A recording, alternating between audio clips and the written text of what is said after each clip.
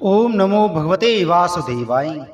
कृष्णाय वासुदेवाय हरे परमात्मने प्रणतक्लेशनाशाय गोविंदाय नमो नमः। नमस्कार दोस्तों, स्वागत है आप सभी का हमारे चैनल भक्ति ज्ञान 108 के में। प्रिय भक्तगणों, आज मैं आपको ज्येष्ठ माह के शुक्ल पक्ष की एकादशी, निर्जला एकादशी, भीमसेनी एकादशी अर्थात पांडव एकादशी व्रत की कथा और महत्व सुना रहा हूँ। निर्जला एकादशी को भीमसेनी एकादशी और पांडव एकादशी कहा जाता है क्योंकि यह व्रत भीमसेन ने किया था, इसीलिए इस व्रत को भीमसेनी एकादशी कहा जाता है। कुंती पुत्र भीम ने कहा, हे पितामह, माता श्री कुंती, भ्राता श्री युधिष्ठिर, अर्जुन, नकुल, सहदेव एवं द्रौपदी सभी एकादशी को व्रत करते हैं और वे मुझे भी उपवास करने के लिए कहते हैं। मेरा उन सब से निवेदन है कि मैं सब कुछ कर सकता हूँ, भक्ति भाव से ईश पूजन कर सकता हूँ, दान दे सकता हूँ, सब कुछ कर सकता हूँ, परंतु उपवास नहीं कर सकता। यह सुनकर वेद व्यास जी बोले, हे पुत्र भीम, नरक और स्वर्ग का भेद जानते हुए तुम्हें प्रत्येक माह की दोनों एकादशियों का उपवास अवश्य करना चाहिए। यह कहकर भीम बोले, हे पितामह, मैं पहले ही कह चुका हूँ कि मेरे पेट में अग्नि का वास है, इसके लिए मेरे पेट में निरंतर भोजन रहना जरूरी है। अतः मैं बिना भोजन के एक दिवस भी नहीं रह सकता हूँ।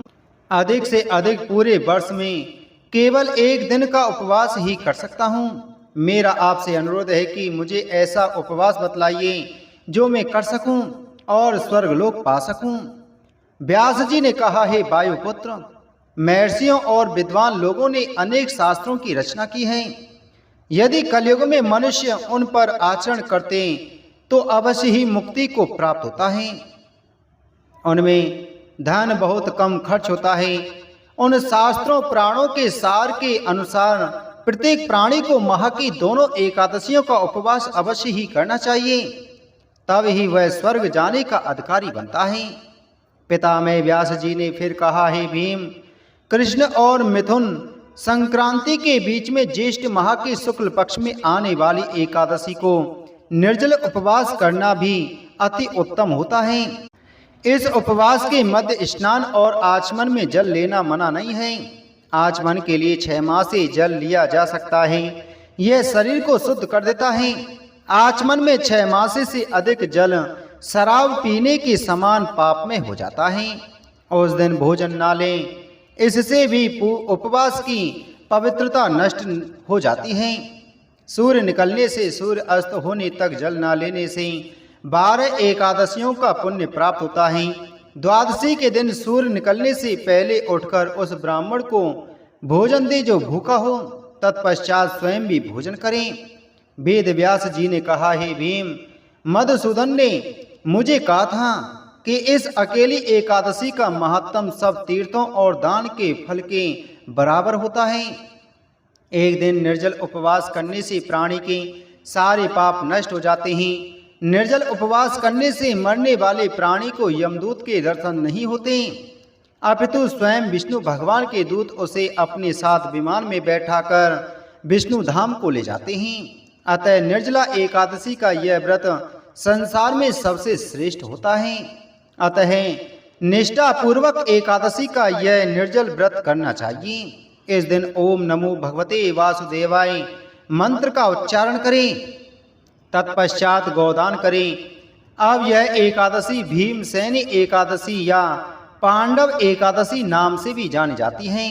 निर्जल उपवास करने से पहले प्रभु का पूजन कर उनसे निवेदन करें, हे प्रभु, आज तो मैं निर्जल व्रत करूंगा, परंतु भोजन में कल ही लूंगा। मैं इस उपवास को भाव से करूंगा ताकि मेरे सारे पाप जल जाएं। इसी दिन बड़े कपड़े से ढककर स्वर्ण सहित दान करें।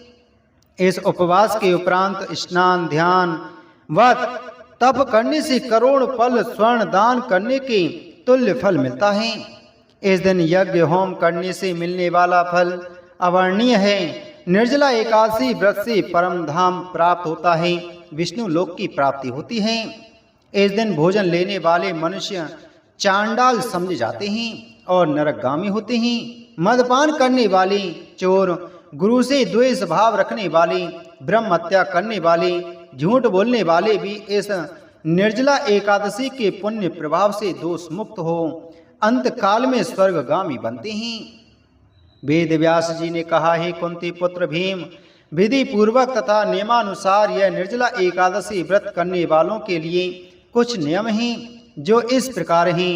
सर्वप्रथम विष्णु भगवान की श्रद्धा भाव से पूजा करें, तब गौदान करना चाहिए। ब्राह्मणों को दान दक्षिणा मिष्टान आदि दें। इस उपवास वाले रोज छत्र वस्त्र अन्न तथा उपाहन दान में दें। अतः इस कथा का श्रद्धा भाव और प्रेम से श्रवण व पठन करने वालों को स्वर्ग की प्राप्ति हो जाती है। बोलो एकादशी महात्म की जय। बोलो विष्णु भगवान की जय।